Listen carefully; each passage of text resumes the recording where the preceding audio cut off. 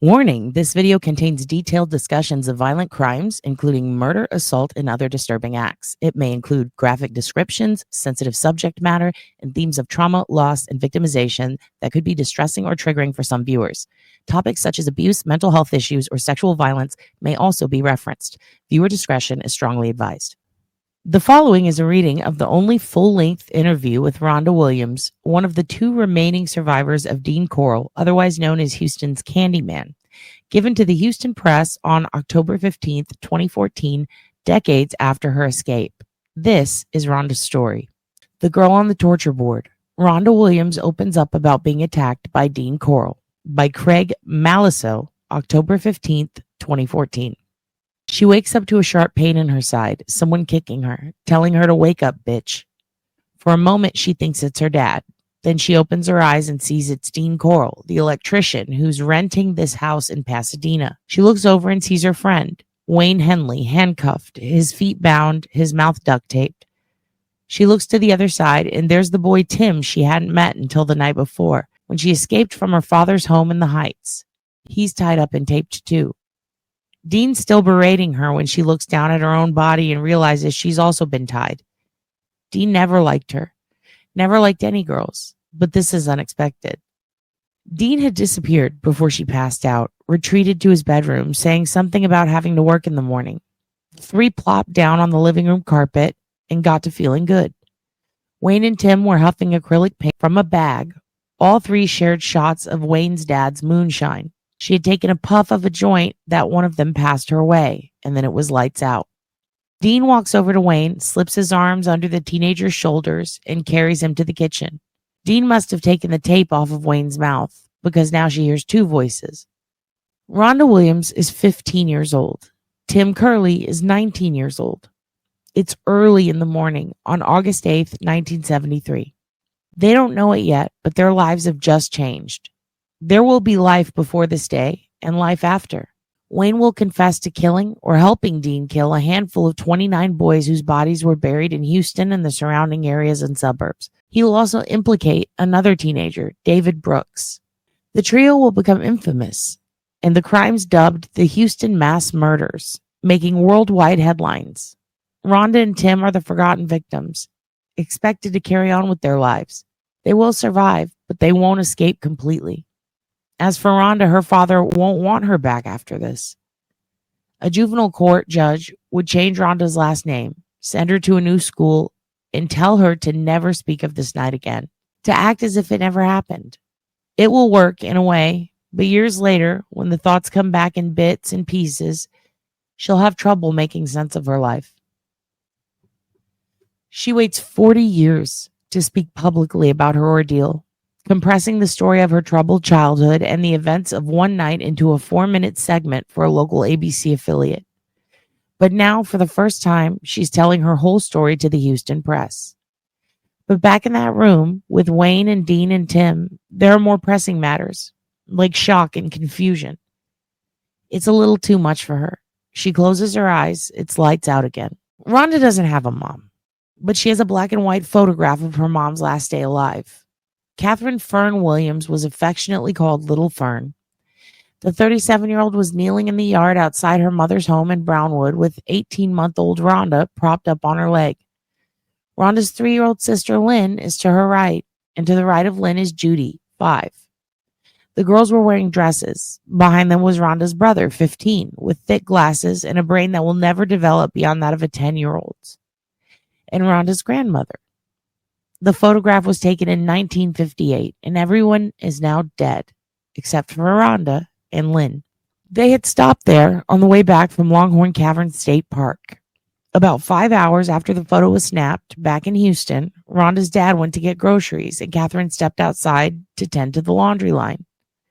This was before the Heights, when they lived on Finch, on the northeast side, where Benjamin Finnis Williams, a lifelong member of Sheet Metal Workers Local 54, owned several acres.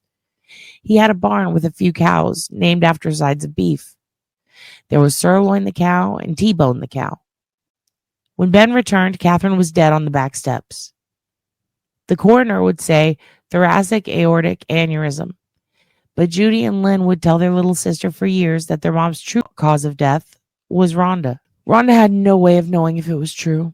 She couldn't even remember her mom. She knew almost nothing about the woman. Little Fern was really good at fixing hair, and she couldn't cook. That's about all she knew. Rhonda's family moved into a big house on 23rd Street in the Heights when she was about 7. After her mother's death, Rhonda's father quickly took up with a woman, Doris, who lived in the house right around the corner. Although Ben and Doris wouldn't marry until years later, Doris acted as a stepmother right away, and none of the girls got along with her. By the time Rhonda turned 11, both Ben and Doris decided Rhonda should be someone else's responsibility. Ben told his youngest child to pack a suitcase and go wait in the car. Rhonda was in the driveway when Wayne rolled by on his bike. He was 2 years older than Rhonda, who was friends with his younger brother, Paul. But everyone seemed to know Wayne, or at least they thought they did. "They're sending me off somewhere, I guess," she said. She asked Wayne to tell her friends that she'd missed them.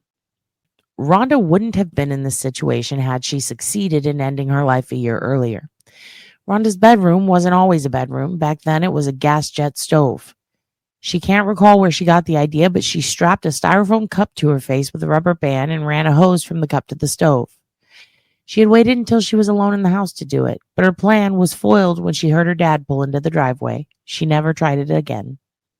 After saying goodbye to Wayne, Rhonda was dropped off at the Solid Rock Refuge for Girls, run by a stern woman named Leona Weber, who went on to sue the Houston Independent School District for teaching secular humanism and evolution instead of the gospel.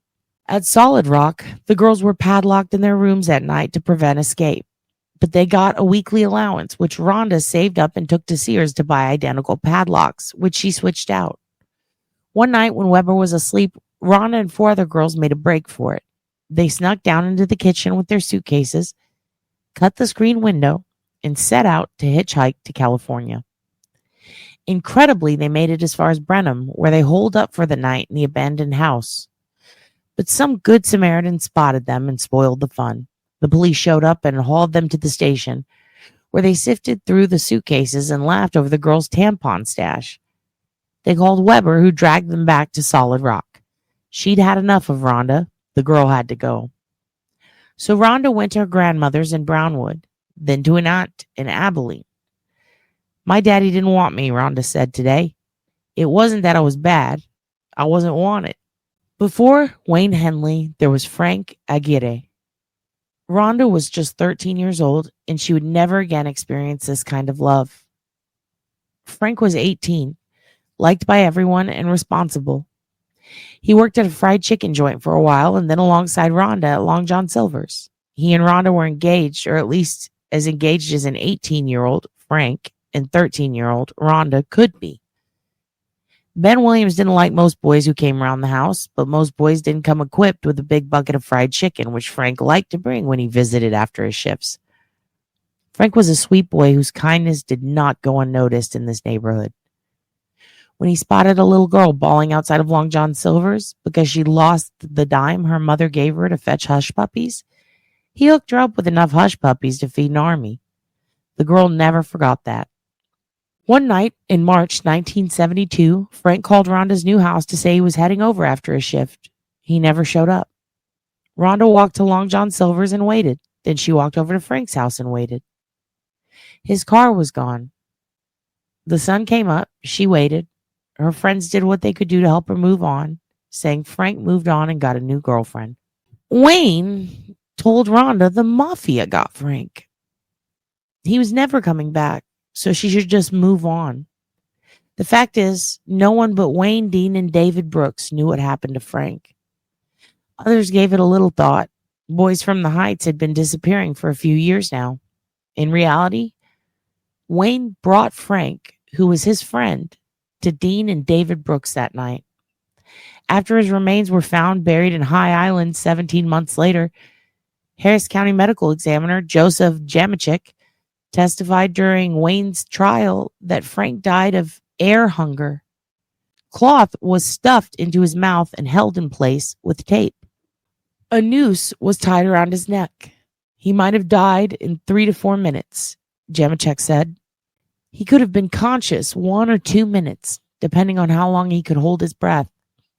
Since Frank left, without even saying goodbye, Rhonda turned to Wayne whenever she felt overwhelmed. He became a big brother stand-in. She eventually asked Wayne to bike with her from the Heights to the medical center. Rhonda had been walking with Wayne's younger brother, Paul, and their friend Johnny Reyna to the park at 23rd and Yale when Johnny pulled one of 2 joints from his jacket pocket, lit it, and passed it to Rhonda. Cue the cop car. Rhonda swallowed the joint whole, but it was too late, so she was placed on probation. 30 years later, Johnny would fatally overdose on a combination of prescription drugs, and Paul, estranged from his family, would rack up an impressive series of alcohol-related charges in Key West, Florida. As a condition of her probation, Rhonda had to seek a shrink at Baylor every week. She just returned from another foster home, where this time it wasn't the father who snuck into her room late at night, but her foster parents' grown son. So Rhonda had to go talk to a shrink who told her how to get her father to love her. She'd always remember the advice. What you need to do is go home and cook dinner every night and every day, clean the house, and your dad will always love you, she said. They stopped at White Oak Bayou on the way back as usual. Wayne had turned white and was feeling sick. He seemed close to saying something, but he pulled back. They got back on their bikes, but by the time they hit the Heights Boulevard, Rhonda got a flat. They were walking their bikes down the street when Dean pulled up in his white van. He'd probably been looking high and low for his little young friend. He was none too pleased to see him with Rhonda. Girls were a nuisance to Dean. Dean said nothing as he helped Wayne load the bikes into the back. Rhonda hopped in and sat on a wooden box. She saw cork boards mounted to the sides with hooks attached. Wayne sat in the passenger seat and was quiet all the way back to Rhonda's house. Rhonda would spend the rest of her adult life thinking about that brief ride for 2 reasons. One was, would Wayne have said something if Dean hadn't come along? The other was there a body in that box? Back in Dean's rented Pasadena home, Rhonda comes to for the second time. She sees Dean walk into the living room with a transistor radio rigged with supercell batteries for extreme volume. Dean places the radio on the floor between Rhonda and Tim. Rhonda doesn't know exactly what time it is, but she can see through sheer curtains that it's still dark. Why was her friend doing this, she wonders. A few hours ago, she was holed up in her sister Judy's old room at home, separated from her drunk, ranting, raving father by a heavy wooden door. She had never heard her dad shout like that before. It seemed worse than the punishment he had meted out when the girls were younger, when he would line them up against the wall and whip them with a belt. Judy got it first, and she got it bad. Lynn got it light. Whatever energy Ben had left, he expended on Rhonda.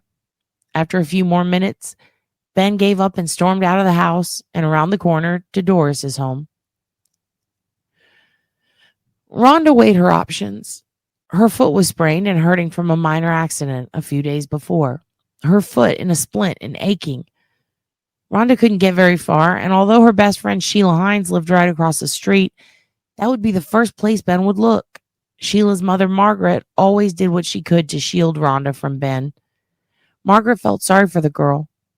One Christmas, when Margaret saw that Rhonda had nothing except old belt buckle bruises, she took one of Sheila's gifts, a simple plastic makeup mirror, and wrote Rhonda's name on the box. Rhonda had been so grateful and embarrassed. She didn't have to think of an escape plan for too long. Wayne had heard Ben's shouting from 27th Street, so he came back to check on Rhonda. He would always protect her. Back in Dean's old house, even though she doesn't understand what was happening, Rhonda assumes she'll be safe. Wayne would never let anything happen to her. There's nothing she can do, so she passes out. When she comes to again, Wayne and Dean are in the living room holding a knife with an 18-inch blade and a blue steel .22 caliber revolver, respectively. Dean tells Wayne to take care of her and steps out of the room again. The tape is off Rhonda and Tim's mouths. Wayne kneels down beside her and whispers, "Everything's going to be all right. I'm going to get you out of here." Dean and Wayne walk in and out of the room. At one point, Rhonda tells Tim that Wayne said they're going to be okay. Tim looks at her like she's crazy. Dean comes in, picks up Tim, takes him into the bedroom. She hears Tim screaming in the other room, and Wayne is pacing back and forth, hitting both moonshine and a huffing bag. Dean wants Wayne to bring Rhonda into the bedroom, but he says Rhonda, weighing all of 100 pounds, is too heavy. An irritated Dean comes into the room, scoops her up, carries her to the bedroom, and drops her on a wooden board that's 8 feet long and 2 feet wide. Tim is handcuffed to it, naked. Beneath the board, protecting the rust-colored carpet, is a large plastic sheet. At some point, Dean has taken off his clothes and he tells Wayne to strip Rhonda as well. Wayne puts the knife to Rhonda's belt and in a flash cuts the belt, jeans, and panties. He's about to do the same to her shirt, but she says, please no, it's her friend Sheila's shirt. Please don't rip it.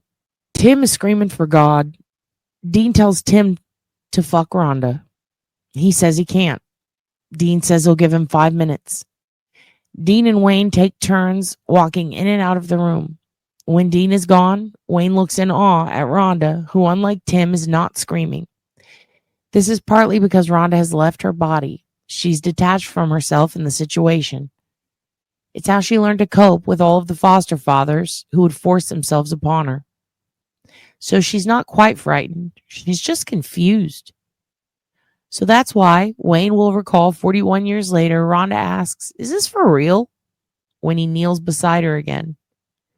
Yes, this is for real, Wayne says. Rhonda responds, well, are you going to do anything about it? Dean turns, crouches beside Tim, and puts his hand between Tim's legs, then pushes him on his stomach. When Tim resists, Dean punches him. Dean straddles Tim and tells him what's about to happen. Wayne is losing it. He looks at Rhonda again, then at the .22 that Dean had placed on the dresser. I would like to think that it was because she trusted me, Wayne will say years later. The belief she trusted me, that's what gave me the push I needed to do something finally. Wayne empties the gun into Dean, who staggers into the hallway, collapses, and dies, flush against the wall. For everyone but Tim and Rhonda, the Houston mass murders have come to an end. Until police could get everything straight, Rhonda, Tim, and Wayne were all charged with murder that night. Rhonda was remanded to the Harris County Juvenile Probation Department, where she remained for weeks. Over the next few days, Wayne and David Brooks led police to 15 bodies buried in a southeast Houston boat shed, some at Lake Sam Rayburn, and some more at High Island. It took 4 decades for some of the remains to be identified. As of 2014, one victim remained unidentified. While the rest of the world heard the gruesome details and came to see Wayne as pure evil, Rhonda was isolated in her cell. All she knew was that Dean had snapped and tried to kill her and Tim, and that Wayne, her friend and protector, saved their lives. When Rhonda was told that her dad had come to the ward, she was ecstatic. She assumed she'd be able to go home, but her father was unhappy and complaining about the media swarming all over the house. You've shamed the family and you could never come home, Rhonda recalls Ben saying. Rhonda was petrified by her father's anger. I told the guards to take me back to my cell and for my daddy to go and never come back, she says today. Back then, Rhonda didn't know why her dad was so upset. Sometime later, she went to the department's chapel, which had a TV. She sat in a pew across the aisle from a crying girl. The newsman was talking about multiple murders, and all of a sudden, she heard her name. When the segment ended, the crying girl got up and turned off the TV. No one reclaimed Rhonda. She sat in her cell. Her probation officer, only in her mid-20s, took pity and invited Rhonda to her house. Rhonda would help the officer cook for her husband. The woman needed help because she couldn't cook to save her life, just like Rhonda's mother. Juvenile Judge Chris Corll was a great man and was one of the state's most respected jurists. He lost his eyesight in a grenade explosion in World War II and went on to become the director of Austin's Lighthouse School for the Blind. He was fiercely protective of Rhonda, as he was all the juveniles tossed into the system. He helped establish Houston's Hope Center for the Youth, an extremely progressive and well-funded residential program. That's where he eventually placed Rhonda. He knew she had trouble being placed in a foster home. As soon as potential fosters found out who she was, they balked. But in the interest of protecting Rhonda, Corll had also made the decision that had lifelong ramifications. He told Rhonda to forget how she'd been bound, strapped to a plywood board with another helpless kid, and threatened by a naked man with a gun. Corll had Rhonda'S last name changed and sent her to a different school. For the next 2 years, she was no longer Rhonda Williams. She was Rhonda Griffin. Judge Corll said I had to change my name, Rhonda says today. I could never think about it, talk about it, read about it. It never happened. I was just supposed to forget. But Hope Center helped. It was the first place Rhonda felt like a human being. Her counselor was a man named David Jones, who years earlier was better known as Cadet Dawn. He sat at the controls of a low-budget spaceship, hurtling through the galaxy, or at least the KTRK studios, filling the minds of thousands of Houston children with the entertainment and education before they headed off to school in the morning. In 1968, Cadet Dawn traded in his rocket ship's pilot license for that of a clinical social worker. Rhonda was a tough nut to crack. She was ordered to forget that night at Dean's, but she seemed to have gone even further and wiped out huge chunks of time before that. Jones tried hypnosis, hoping to bring a positive memory to the surface. Rhonda made friends at Hope Center and became especially close with a girl named Julie. Sometimes they walked into the park or down to the Beth Yeshurun, a Jewish cemetery off Allen Parkway. Rhonda loved the tranquility of cemeteries. Even though the Beth Yeshurun abutted a major thoroughfare, it felt peaceful to her. She liked one grave in particular. The headstone had a simple inscription, Mama, and a cracked, faded photograph of a deceased. Rhonda and Julie would sit by the grave for hours. Sometimes they'd share a joint. Sometimes they'd be silent, but other times Rhonda would talk to Rosa. Rhonda's mother was buried in Abilene, so she couldn't visit her. So she couldn't talk to her. But she could talk to Mama. Many years later, memories of that night started creeping back finally. Rhonda wanted to put the pieces together, to construct a narrative. She wanted to understand how the one boy she could always depend on, the boy who she believed saved her life, turned out to be such a monster. She thought that writing a book might save her a semblance of control or at least catharsis. But while she's spoken for years of writing a book, nothing has materialized. Tim, the other victim on the torture board that night, also considered writing a book, according to his son, Tim Curley Jr. Tim Jr. said his father mentioned the book when he first told him about that night. Tim Jr. was 13 or 14 years old, and he remembered most is how calmly and clinically his father told the story. Since father and son had the same name, Tim was concerned that writing a book might negatively affect Tim Jr. I think it would have been a great idea, Tim Jr. says today, but his father never wrote it. Instead, he slipped further into depression, repressed anger, and alcoholism. Tim Jr. says anyway. For years, Tim was able to handle the drinking. He stuck mostly to beer, which made him gregarious, fun to be around. And Tim needed people around him constantly. He excelled at his sales job, ranking in 6 figures a year, throwing lavish Christmas parties. But beer gave way to scotch, and that's when Tim would degenerate into what Tim Jr. called Captain Dickhead. The captain drove everyone away. Tim Jr. would drive his family from Liberty County to Houston to visit Tim. The man loved to play with his grandchildren. But it wouldn't be long for Tim to start to shake badly. He'd need to drink or he'd become ill. Then he'd become morose. Tim Jr. remembers sitting with his father on the porch where after a few drinks, Tim said, I just sometimes feel as if there really was a God. He's kicking me in the balls right now. In 2008, Tim broke his silence and gave an interview to KTRK. He said of Wayne, I don't know if I'd shake his hand and say thank you or beat the shit out of him. 6 months later, Tim died of a heart attack. He was 55 years old. I think he expected to feel better all of a sudden, Tim Jr. says, and he didn't, and it just pissed him off even more. Rhonda was always trying to come to terms with Wayne. Around 2005, Rhonda visited Wayne in prison for the first time. She had so many questions. Sometimes on those trips, she stayed with Wayne's mother, something that began to bother the woman after a while. Rhonda had to know why he took her there, knowing she might get murdered and all this stuff, and boy, I could cut loose on her, Wayne's mother, Mary, says today. I took that child up one side and down the other. She says, I told her instead of questioning Wayne and giving him a hard time, why didn't you think about the life you have and that you were having and about the life he had and how her life was saved by him. So leave him alone. To this day, Mary is protective of Wayne. Out of her 4 sons, he is one of only 2 that are still in her life. Ronnie was 16 when he died in 1975, 2 years after his brother was revealed as a killer. He was drunk, driving his motorcycle down the wrong way of Clay Street in northwest Houston when he collided with a 1973 Plymouth. Another son, Paul, who'd been Rhonda'S friend, wandered off in the 1990s and didn't keep in touch. Reached in Key West for the story, Paul didn't want to talk. When told that his brother and mother had been interviewed, he said, "Fuck my mom." When asked about his friendship with Rhonda, he had only this to say before hanging up: "I think you're digging up bones that are best left buried. Goodbye." Like Mary, Rhonda's sister Lynn never understood the need to repeatedly visit Wayne. She didn't see what good could come of it. The tension grew as Rhonda insisted on revisiting the events of August 1973. Lynn says she loves her sister but can't understand why she denigrates their father. He tried to do right by Rhonda, but she didn't make it easy. She could be difficult and a manipulative kid. Although Rhonda was maybe only 11 or 12 when she slept with those men in the foster homes, she knew what she was doing, Lynn says today. She was getting something out of it, too.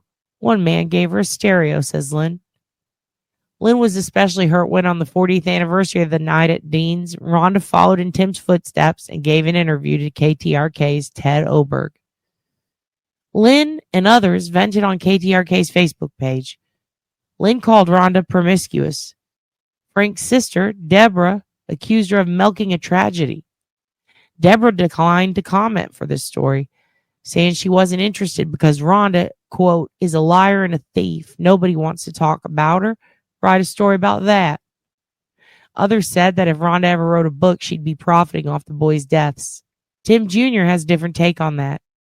"I don't know what her motivation behind wanting to write a book is," he says. "I know what my father's motivation was, and it was simply to tell the story and get it off his chest." When told that's why Rhonda wants to write it as well, he says this: "Tell her to write the book. I'll buy it.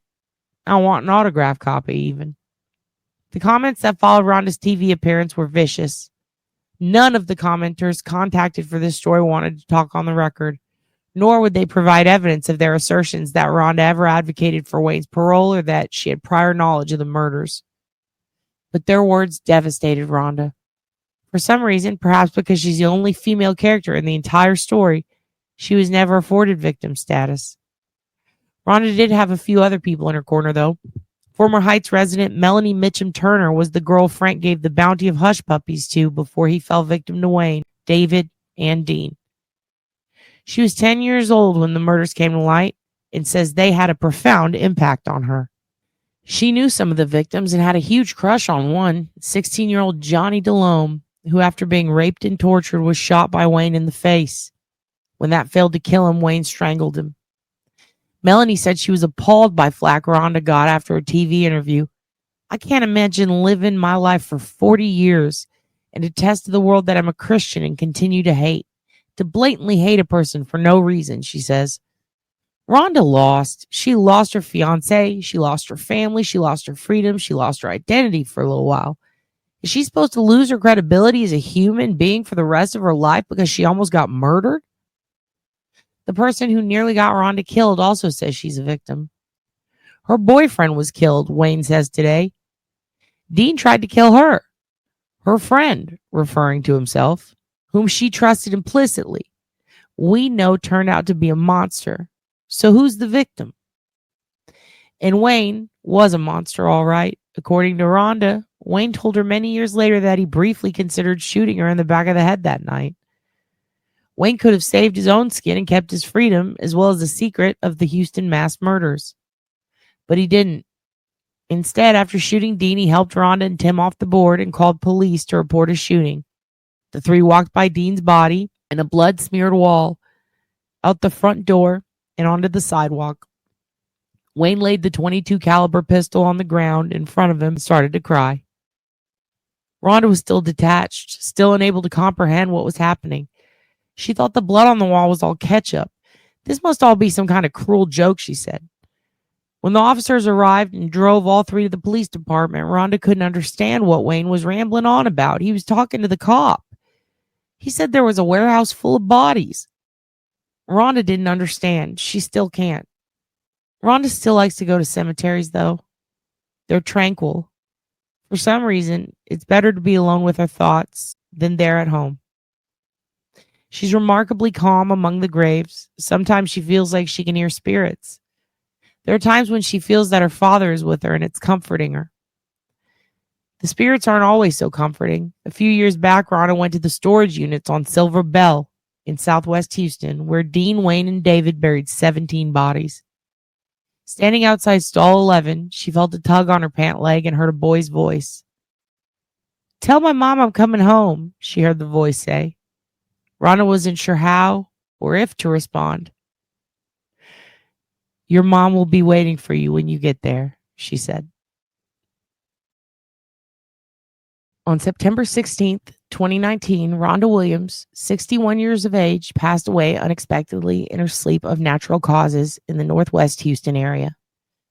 Known to all of her friends and family as a loving, compassionate person whom unselfishly looked out for the well-being of those who she knew, as well as those around her.